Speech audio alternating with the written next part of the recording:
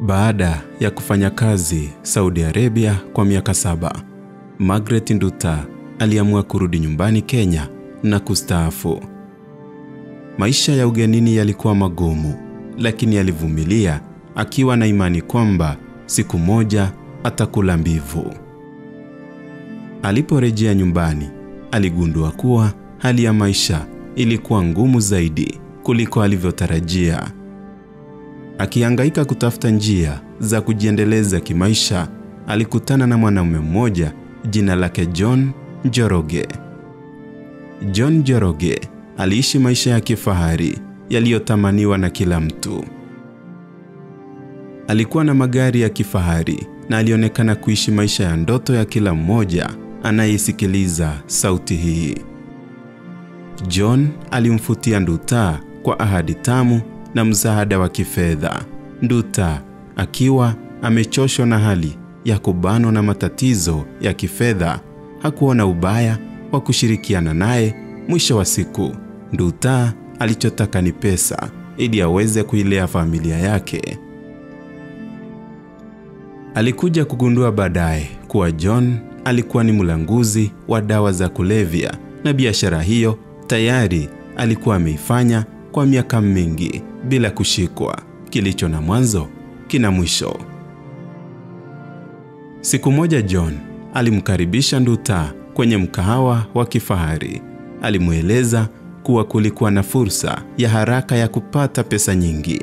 Ni kazi rahisi tu, John alisema kwa sauti ya upole.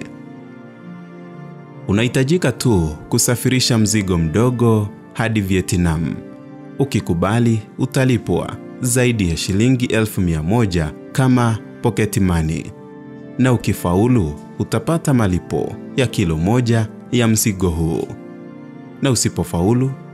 Nduta alisita kwa muda, lakini tamaa ya pesa ilimfanya akubali.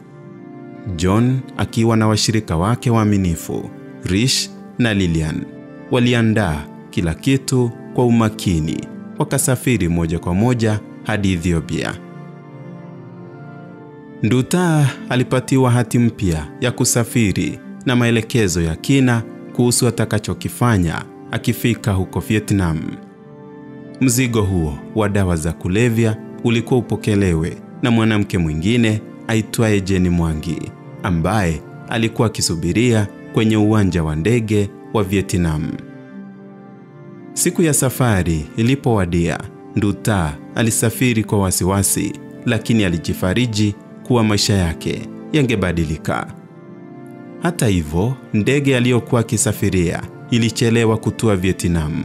Kufuatia ucheleweshaji huo, Jeni Mwangi aliyechoka kumsubiria Nduta aliondoka. Nduta akaingia. Nduta alipofika, alijikuta ameachwa peke yake katika nchi ya kigeni. Hakuwa na mawasiliano ya moja kwa moja na Jane, na juhudi zake za kumfikia ziligonga mwamba. Hali ilizidi kuwa mbaya zaidi. Kwa nini? Hakuwa na mahali pengine pa kwenda. Hakuwa na ndugu wala dada katika nchi hii yenye sheria kali. Ukipatikana na dawa za kulevya unanyongwa. Wasamaria wema waliokuwa kwenye uwanja wa ndege walipogundua hali yake ya kuchanganyikiwa, walijitolea kumsaidia.